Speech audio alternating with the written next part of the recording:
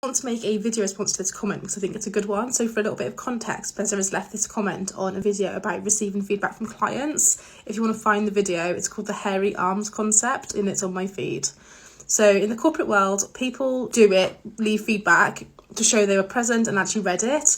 We need to implement not actioning all feedback. So I actually completely agree with this, and I don't always implement all the feedback that clients give me.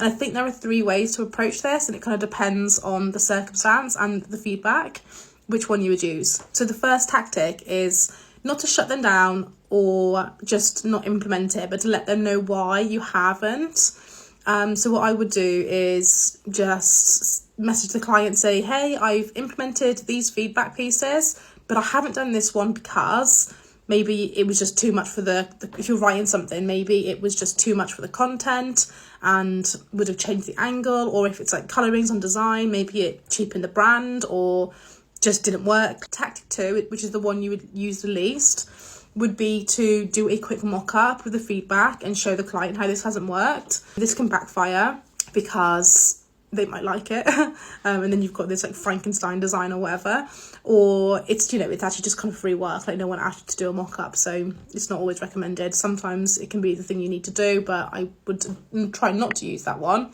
And the third one is to not actually mention the fact that you've not done all of the feedback. And what you would do here is you would say to the client, hi, thanks so much for your feedback, I've implemented bullet point, bullet point, bullet point, and then just not even mention those that you didn't do. I think there is an argument to say that clients don't actually expect you to implement everything.